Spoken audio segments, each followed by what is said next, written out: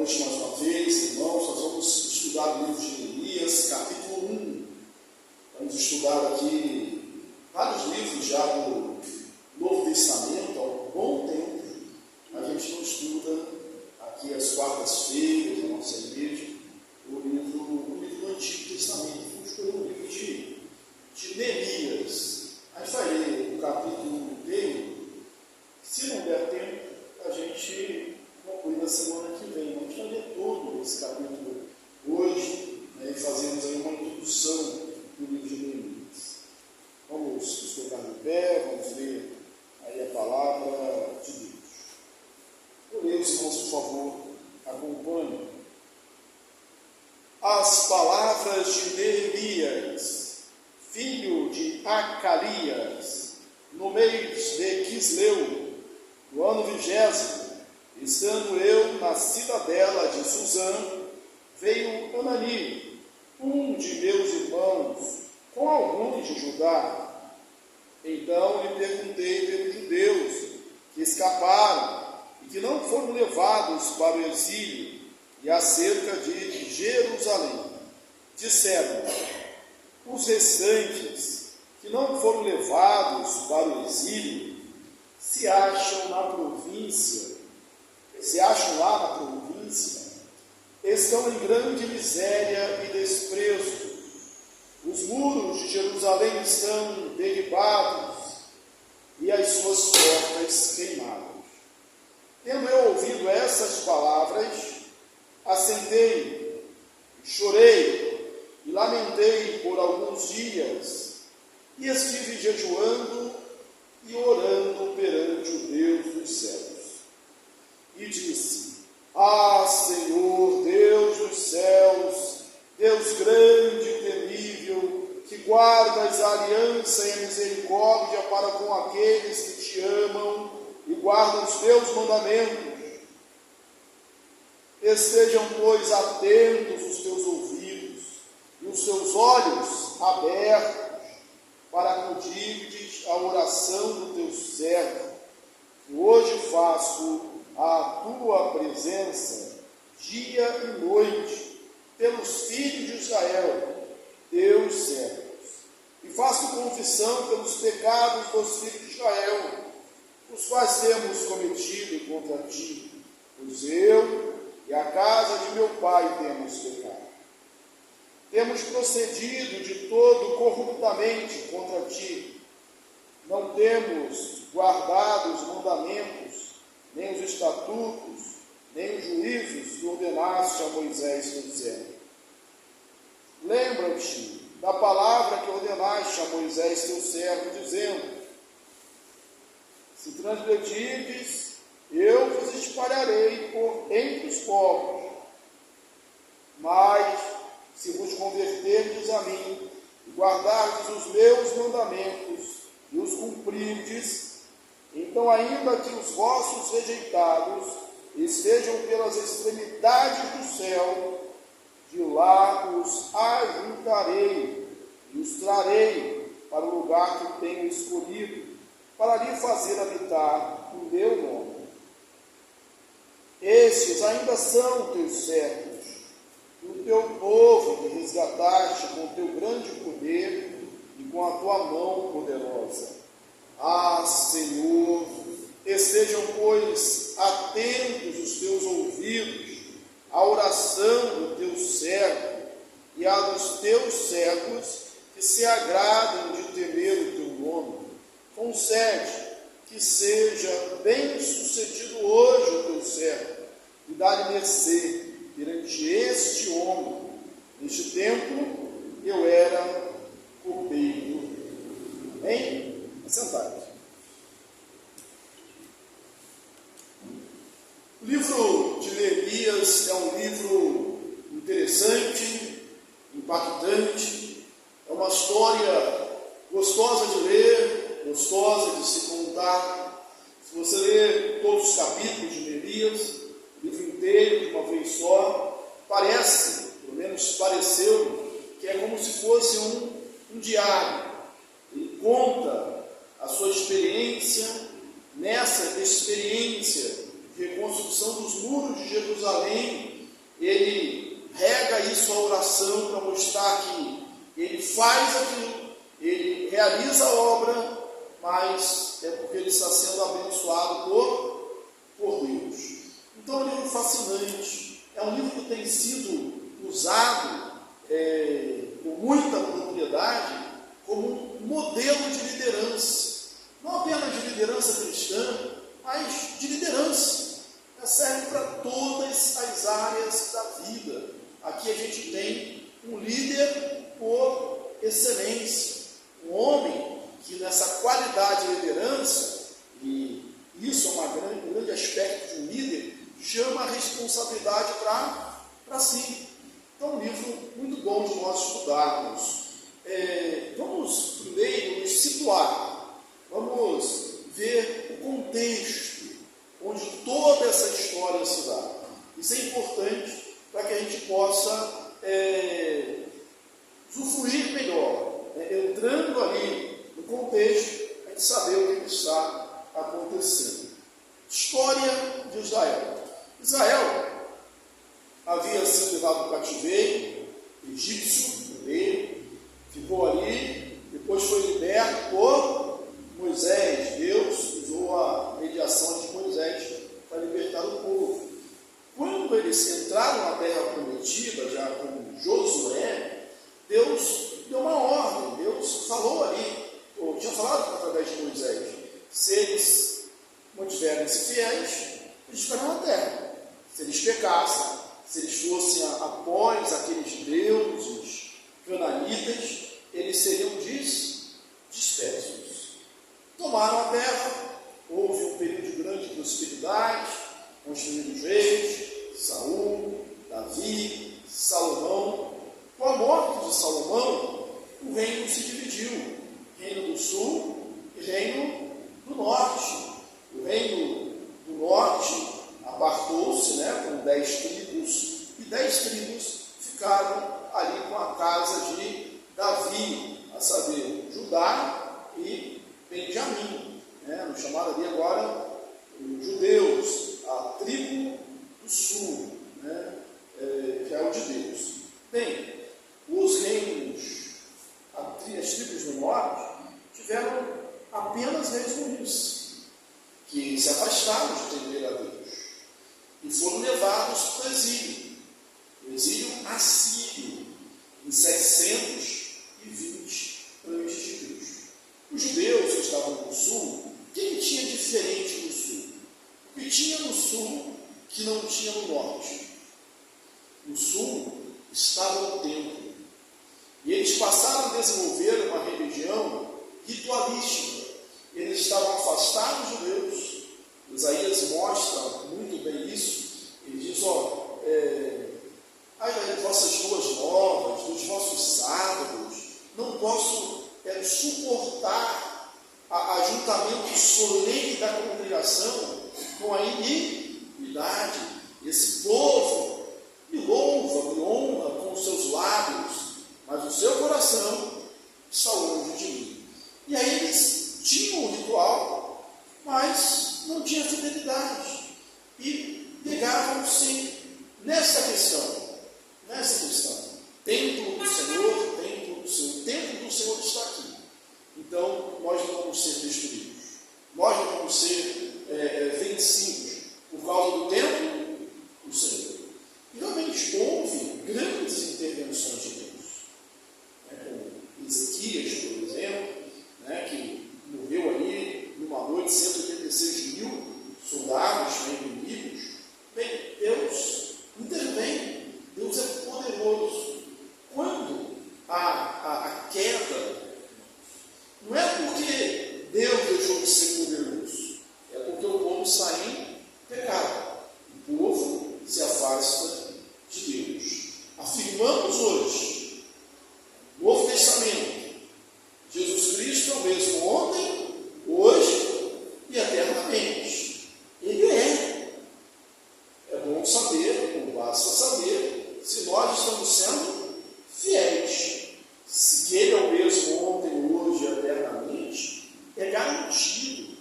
É matéria de fato, não se mexe. Agora, se nós estamos sendo fiéis, É uma questão que nós temos que nos perguntar. Passou-se o tempo, eu falei que em 722 o reino do norte foi levado inclusive a Síria. Uma nova nação assumiu o apogeu, a hegemonia entre os povos, que foram os babilônios. E aí, em 586, Judá cai. O templo é destruído e eles são levados, em algumas levas, na verdade, para o cativeiro babilônico. Ficam ali, segundo a profecia lá de Jeremias, 70 anos.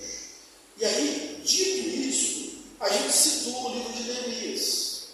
Quando estuda livros do Antigo Testamento, os antigos profetas, né, que é o caso de Neemias, a gente tem que lembrar disso. Olha, ele é pré-exílio ou é pós-exílio?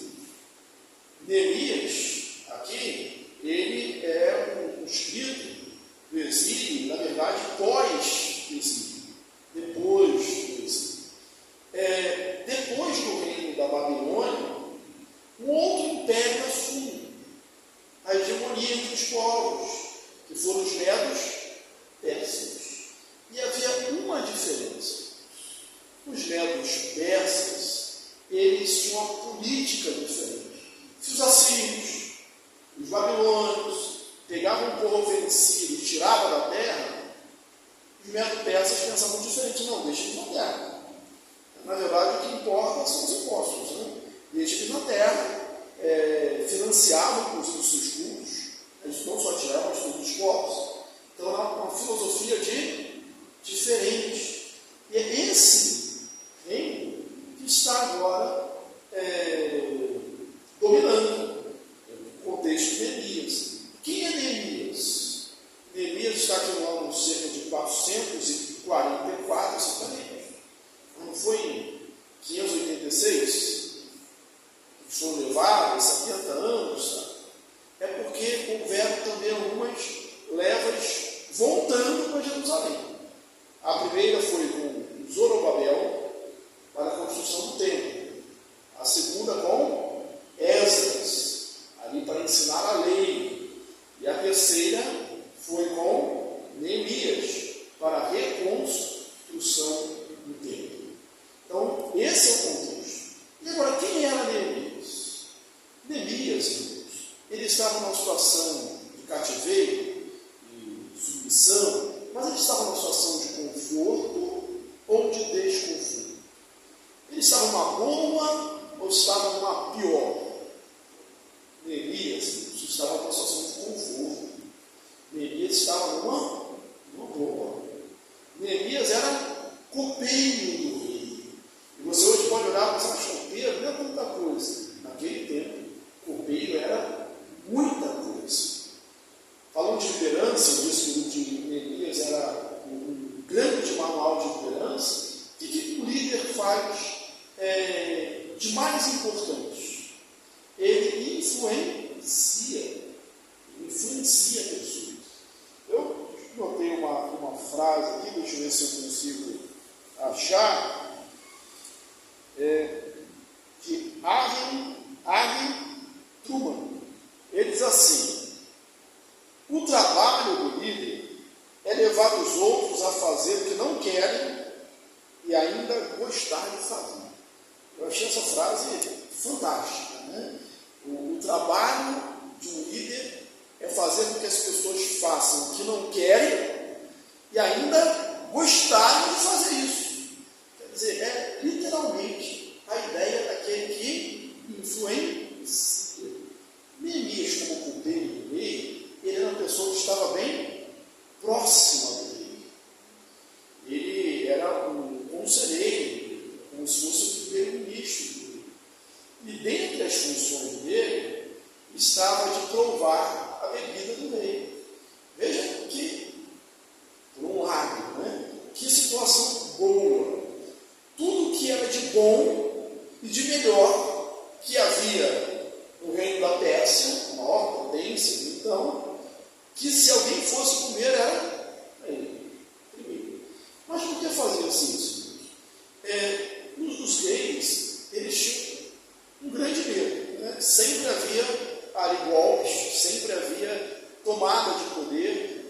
matava o rei, tomava o reino. E uma das formas mais temíveis, talvez mais fáceis disso acontecer, em vez de mandar um exército, invadir, era envenenando o rei. Então, Neemias é essa pessoa de confiança, que se fosse morrer alguém, morria Neemias.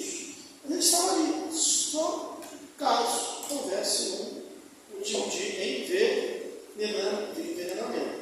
Mas não pense que ele chegava lá e só tomar. Ele supervisionava todo o processo. E se havia um homem que tinha acesso ao rei, era Neemias. E aí ele vai trocar essa posição de conforto por uma grande obra. Na verdade, são palavras dele mesmo, né? No livro, a gente vai ver mais para frente. Eu estou fazendo grande obra. Um desafio muito grande. Sair da cidadela de Suzã, sair do palácio, sair ali do lugar de conforto, para ir para uma cidade que está destruída. Com a função, como ele não era assim, digamos, de baixo escalão, ele vai ser governador. Ele sai com cartas do rei para ser governador. Esse era Neemias, mas criado no exílio, criado sob influência pagã, criado fora do território de Israel. Neemias, muito provavelmente, nasceu no cativeiro. No cativeiro surgiu uma instituição muito famosa em Israel, na ausência do templo, que se tornou uma grande fonte de ensino, que foram as sinagogas. Então eles aprendiam a lei. Neemias aprendeu a lei. Neemias temia a Deus. Neemias não se converteu. A semelhança de Daniel, que decidiu firmemente no seu coração não se contaminar com os manjares do rei em termos de impureza. Neemias era esse homem. Bem, vamos aqui no início do texto. Do versículo 1 ao versículo 4, a gente tem aqui o início da história. No versículo 5, a gente vai ver uma oração. O livro de Neemias é repleto dessas orações. Alguém que está um líder, na verdade um político, podemos dizer, um político de excelência, prestando contas. Ele escreve ali o seu diário e ele insere nesse diário muitas das suas orações, mostrando que o que ele está conseguindo, o que ele está fazendo, é por obra de Deus. Bem, as palavras de Neemias, filho de Acalias, se apresenta, mostra o nome do seu pai, no meio de Quisleu. No meio de Quisleu, o mês aí de novembro e dezembro. Novembro e dezembro. Guarda isso, porque vai ser importante aqui na nossa explicação. Então, ele pontua ali a data que ele está tendo esse momento na sua vida, ele vai ser um momento de virada, de transformação, algo que mexeu com ele. Então, ele está lá na cidadela de Suzã, está servindo dele, ele está na sua rotina, está na sua vida boa, e nesse mês de Quisleu, equivalente ao nosso novembro ao dezembro, ele recebe uma visita. Essa visita é de um homem que ele fala que é um dos seus irmãos, Anani, que veio lá de Jerusalém, cerca de 1.400 quilômetros de distância.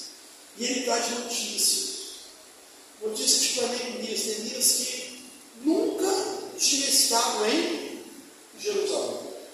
Neemias que estava longe de Jerusalém. Neemias que vivia uma outra realidade. Mas aí quando ele vem, ele recebe essa visita, se eu pudesse dar um título aqui para esse nosso estudo, eu ia dar o seguinte: uma uma visita que muda a vida. Uma visita que muda a vida. Tudo começou com essa visita de Anani e a iniciativa de Neemias. Ele pergunta pelos exilados, ele pergunta pelos seus irmãos, ele pergunta por aqueles que estavam lá em Jerusalém. Perguntar, irmãos, traz grandes responsabilidades sobre nós. Lá no trabalho, a gente tem uma frase que diz assim: quem pergunta quer saber. Então, fala assim, não se mete, não dá bisu errado, não. Então, é a linguagem dele lá. Então, quem pergunta quer saber. E, realmente, quando a gente pergunta, você vai se informar, o conhecimento te torna responsável. Nós temos alguns costumes, práticas nossas, cotidianas, e realmente não tem como mudar, mas que nós entendemos, não que devesse ser assim, que é mera formalidade. Quando a gente cumprimenta alguém, a gente faz como? Bom dia, boa tarde, graça e paz do Senhor, e aí a gente faz tudo bem com você? Como você está? E a gente espera que a pessoa responda, tudo bem. Mas e se ela responder? Não está tudo bem. E aí você vai parar para conversar com ela, você vai se propor a ajudar naquilo que for possível. Nós nos tornamos responsáveis. Neemias perguntou, e Anani, ele respondeu. E não foi algo agradável de ouvir. Os que ficaram lá estão em grande vergonha, estão em grande opróbrio, estão em grande miséria. E como era essa miséria, Deus? Como era essa miséria descrita por Anani? Disse, estamos aí no versículo 3, o restante que não foram levados para o exílio e se acham lá na província, estão em grande miséria. Nossa, miséria já é grande, né? Aqui é uma hipérbole, é um exagero da linguagem, talvez para chocar mesmo. Estão em grande miséria e desprezo.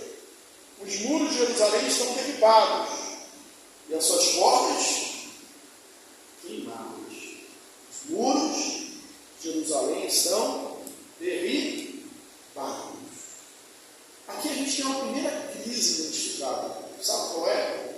É a crise de segurança. Eles estavam cercados por inimigos, estavam cercados por gente que não gostava deles. A gente está estudando a teoria de Ézra, estamos a história do Zorobabel, que persegue. Mas quando a primeira leva voltou, os samaritanos se apresentaram para ajudar. Quem eram os samaritanos? Aqueles que ficaram lá e se misturaram com os povos. Na verdade, era política, da Síria e da Babilônia. Você mistura, você miscigena e você enfraquece. Eles se apresentaram para ajudar. E a resposta foi: vocês não têm parte conosco. Eles não aceitaram a ajuda. Mas não aceitaram a ajuda porque eram exclusivistas, não. É porque aquele povo samaritano, ele não era só que eles tinham se misturado racialmente. É que eles também agora eram sincréticos, religiosamente falando. Então eles tinham pureza. Era para questão de pureza de culto. Então eles recusaram a ajuda. E você imagina como os samaritanos ficaram, né? Ficaram com muita raiva. E logo se tornaram inimigos. Desde aquela época. Aí lá, no Novo Testamento, a gente vê a história da mulher samaritana. Falando, Jesus, fala comigo, se a mulher samaritana, os judeus não falam com os samaritanos. Né? Então, muitos anos depois, né? Estão lá ainda nessa mesma crise que se inicia aqui. Então, eles tinham inimigos ao redor. E a cidade não tinha muros, os muros estavam derribados.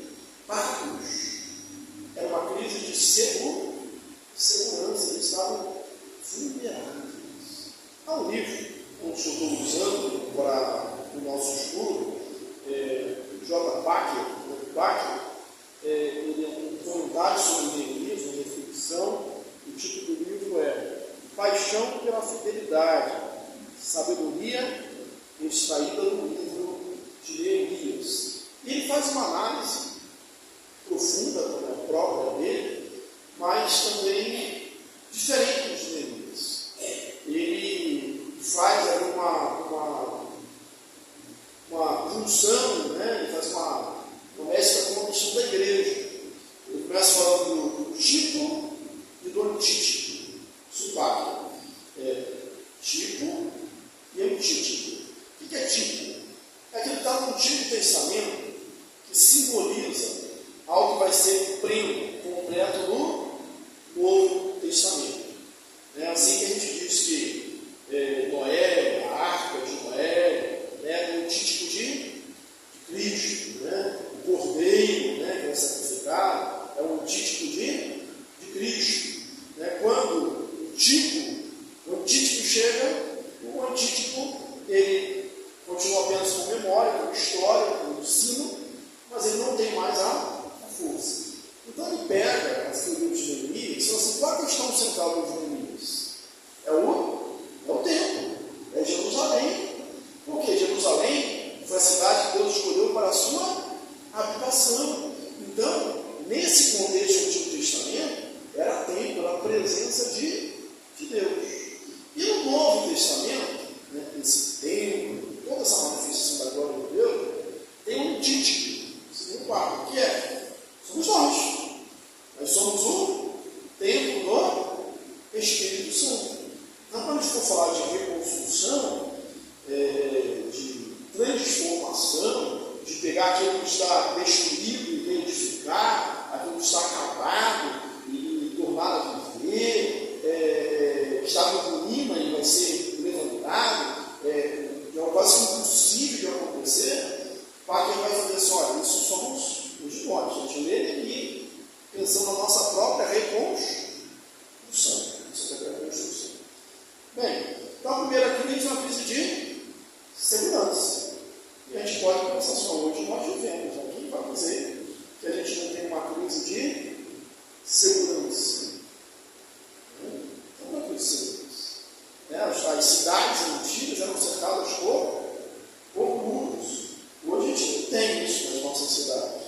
Mas a gente precisa, continuamos precisando de segurança. Ficamos vulneráveis com a falta de segurança, no contexto de crise. A outra crise que é narrada, que você percebe nesse texto aqui, era uma crise de justiça. Você pastor, mas como uma crise de justiça? Os muros tinham suas portas, seus portões, suas portas. E Anani vai descrever que essas portas estão ruínas, estão abaixo. Onde os juízes julgavam as causas? Nas portas da cidade. Então, descreve-se aqui que estavam no desprezo, estavam em ruína, estavam sem segurança, estavam também sem justiça. Ou seja, é aquela terra de ninguém, que não há para quem você recorrer, você está completamente desamparado, em grande humilhação. A pior coisa é ruim a gente passar por dificuldades, mas ser humilhado é algo que mexe dentro da gente, né? É algo que abala-nos por mais tempo. Se você tiver com muita fome, quando você comer, esse problema foi resolvido. Agora, se você passou por uma grande humilhação, todos nós sabemos que vai demorar tempo para você ser reconstruído. Se for uma grande humilhação. Agora, veja o versículo 4. Tendo ouvido essas palavras, assentei-me, chorei, lamentei por alguns dias, e estive jejuando e orando perante o Deus dos céus. acho que Anani, ele não tinha ainda o nosso jeito de tratar as coisas, porque se fosse a gente, hoje, alguém trouxesse uma notícia dessa, a primeira coisa que se falaria era, olha, senta primeiro, né? Ele não falou para ele sentar, e depois que ouviu que ele se assentou, ou seja, ele deve ter se desmoronado, né? Por dentro, sentou, como se estivesse absorvendo o peso aqui. E veja bem, Neemias era um homem que nasceu no exílio. Neemias era um homem que nunca tinha estado em Jerusalém. Neemias, talvez, não conhecesse as pessoas que estavam lá, pessoalmente.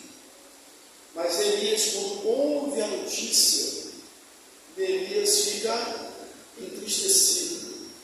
Neemias absorve aquilo. Neemias tem uma atitude que a gente pode chamar de empatia. Ele absorve aquela dor. E ele ora. Ele jejua. Aqui nós temos uma missão, uma aplicação importante, tanto para o intercessor, como para o líder, para a gente, na nossa família, no nosso trabalho. Irmãos, não dá para fazer uma grande obra sem se envolver. Não dá para fazer uma grande obra se primeiro você não sentir. Se você não absorver a dor do outro. Não dá para ser um intercessor se você não tem empatia pela pessoa. Eu gosto muito, lendo nessas situações, é um texto do Bom Samaritano, só para a gente ilustrar. Ele foi apanhado, na estrada, essa taca, apanhou, deixaram sem morto. Roubaram tudo que ele tinha, deixaram ele na beira da estrada, sem morto. Aí o texto diz que passou um sacerdote. Só que tem um detalhe, ele sabe que o sacerdote não ajudou. Esse é um detalhe que eu acho muito interessante na passagem. O sacerdote passou de longe. Possivelmente não se contaminar. Aí depois passou o levita. Também não ajudou. Mas tem um detalhe que antecede isso. O levita também passou de longe. Passou ao largo. Aí veio o samaritano. E ele ajudou. Igualmente tem um detalhe importante. Diz assim, ele passou perto. Quando você passa perto, você sente. Neemias estava longe, muito distante, mas estava perto com o coração. Ele sentia. Tem outra frase que eu anotei, essa do Matthew Henry, o puritano, ele diz assim, comentando o livro de Neemias, não apenas o trabalho de suas mãos, mas ainda as obras do seu coração. Uma frase bastante importante também. Não apenas o trabalho das suas mãos, mas a obra do seu coração. Se o coração estiver na obra, Deus vai fazer impossíveis. Eu não sei se eu anotei outra frase aqui, eu marquei, mas acho que não anotei, mas eu sei que lembro dela no corpo, só não vou saber a fonte. Eu acho que é a W. Tozer que diz. Ele diz assim, Deus está procurando homens através dos quais possa fazer o impossível. Deus procura homens através dos quais possa fazer o impossível. Aí ele começa a orar. Ele começa a orar e jejuar. Ele está profundamente triste. Certamente ele tem alguns irmãos chorando também. E a oração dele é uma aula para a gente. A imperfeição, como o texto começa, bota em coração, comoção, no meio, Senhor, Deus do céu e da terra, grande e temível. Ele apresenta e mostra quem é Deus para ele. Deus é o Deus Criador dos céus e da terra. Deus é o Deus dos céus, Deus é o Deus transcendente. Deus é o Deus grande. Deus é o Deus terrível. Não sei se você tem essa mesma percepção. Parece que hoje, quando alguém ora assim, chega a formalismo, né? As pessoas falam assim, falta intimidade com Deus. Mas todos os grandes homens da Bíblia oraram assim. E por que isso é falta de intimidade com Deus? Não. Isso é intimidade que reconhece que Deus é grande. Nós somos um Deus grande, temível. Temível é o teu nome. Santo, santo, santo é o Senhor. Não é? A linguagem carinhosa não quer dizer intimidade. Não quer dizer intimidade. Às vezes a pessoa fala paizinho e não tem intimidade, não tem vida devocional, né? E nem tem ética. Né? Crentes do passado oraram no passado. Isaías, quando estava na presença de Deus, aí em 6, pela visão, chamava ele Santo, Santo, Santo é o Senhor Deus. Aquelas versos. Santo, Santo, Santo. Vai dizer que eles não tinham intimidade? Tinha. Intimidade foi convertida em grandes feitos, grandes obras. E ele fala que Deus é o Deus de aliança, guardar de aliança com aqueles que te amam e guardam os teus mandamentos. Veja que ele não põe a culpa em Deus. Às vezes, quando a gente é afligido pelo problema, a gente fala assim, Deus me abandonou, Deus me deixou. Israel tinha sido realmente abandonado, porque tinha pecado. Mas ele diz que Deus fez que tu guarda a tua aliança, tu és fiel. Se algum lado da aliança está errado, somos nós.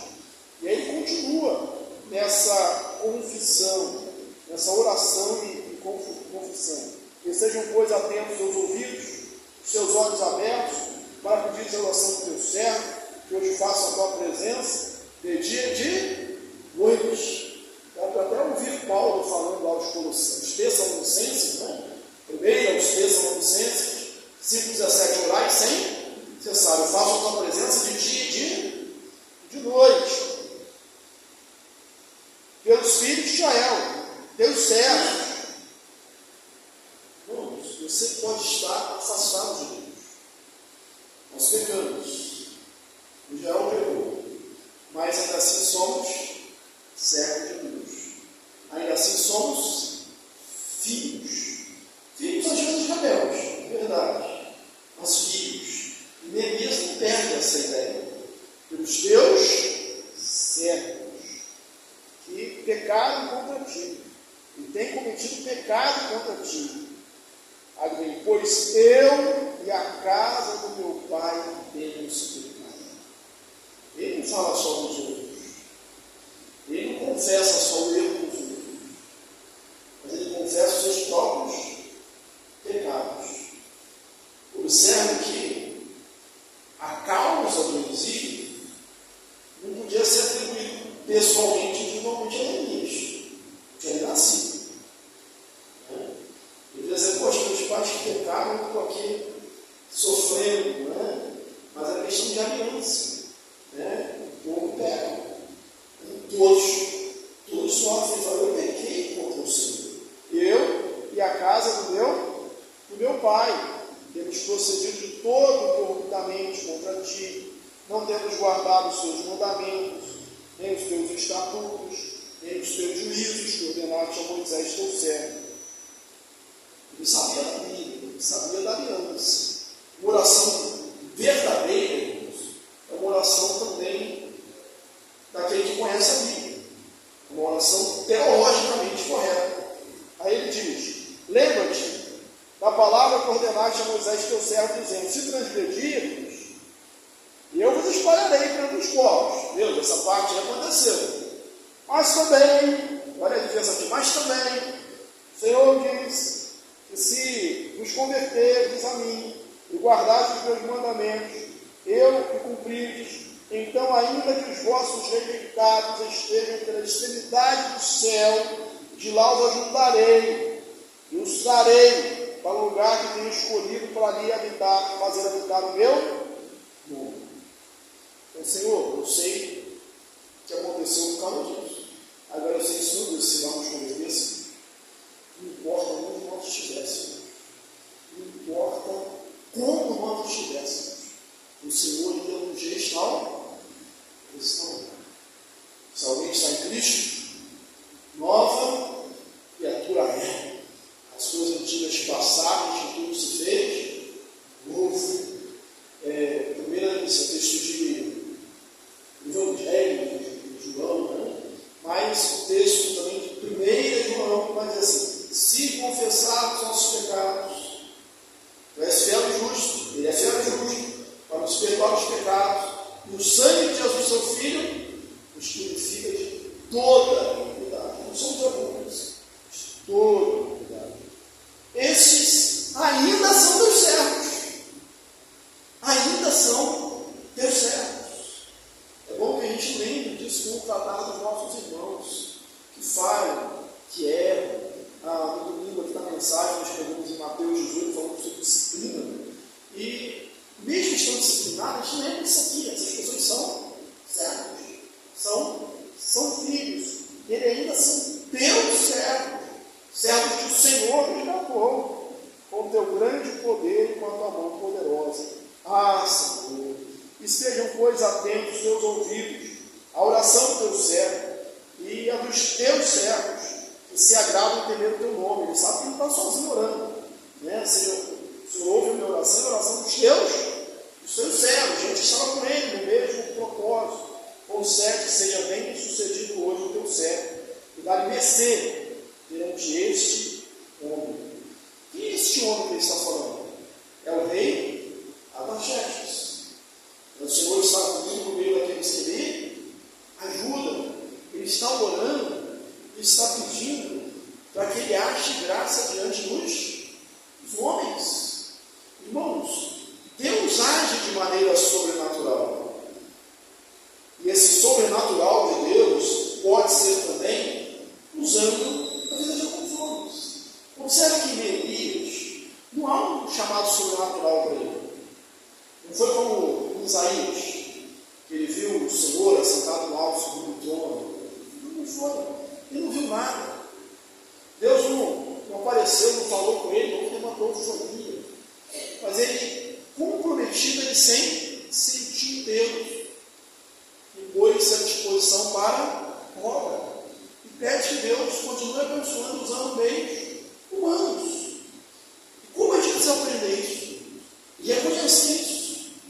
Não é quando no trabalho a gente acha graça diante dos colegas, diante dos superiores, diante dos chefes, quando a gente acha esse favor diante das pessoas. Na verdade, no Novo Testamento, eu sempre oro com os meus filhos usando essa expressão, né?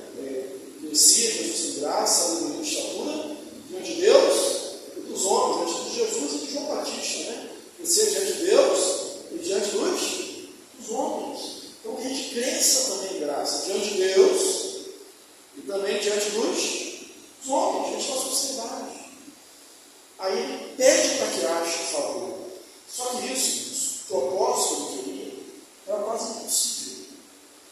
Quanto mais alto é o seu cargo, quanto mais a confiança depositada em você, quanto mais necessário você é, mais difícil é de você ser dispensado. Mais difícil é você ter folga. Não é verdade? Então ele era um homem que provava a bebida do rei. Era um homem que, se tivesse envenenado, quem morria primeiro era ele. E ele vai pedir, ele tem que pedir para ir lá para Jerusalém. Ele não sabe como fazer isso. Como falar diante do rei um negócio desse? Seu rei, não quero tomar aquele vinho no seu lugar, não. Né? Eu sei que tem muita gente querendo esse privilégio de estar aqui, mas eu estou declinando. Mas tem um soberano que tem poder de vida e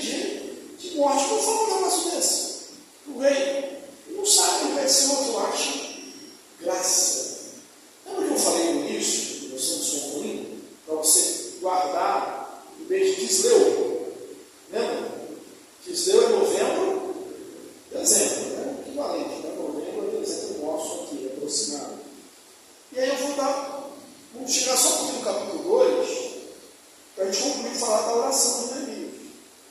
No mês de Nissan, no ano 20º, já está chefe, tá bom, só esse mês de Nissan. Irmão, se diz mesmo, era novembro e dezembro, Nissan era março e abril. 3 ou 4 meses depois, depende de como a gente fazer a contagem. Cerca de 100 dias ou mais. Foi o período da oração e do jejum. Às vezes nós somos muito afoitos para fazer as coisas. A gente tem um problema e a gente apresenta diante de Deus. E olha que ele não estava olhando da saúde dele, não estava olhando para o governo, para o salário dele. Não é nada disso. Era a obra de Deus, né? Era algo que ele sabia que era a vontade de Deus. Mas Deus tem o seu próprio tempo. E às vezes, na nossa mentalidade, demora mesmo. Mas ele persevera. Não foi um dia, 2 dias, como cerca de 100 dias, do mês de Quisleu ao mês de Nissan, calendário hebraico. Então, uma oração perseverante. E aí, na semana que vem, a gente vai ver que a oportunidade, a resposta, vem quando a gente menos espera. E tem que aproveitar a oportunidade, né? Tem que estar atento a ela e aproveitar a oportunidade. Eu vi hoje uma curiosidade. Oportunidade vem de uma palavra no latim que é rumo ao porto. Rumo ao porto. Então, maneira quando vê que a situação está boa, o mar está bom, as condições climáticas são favoráveis, ele não perde tempo e vai para o porto.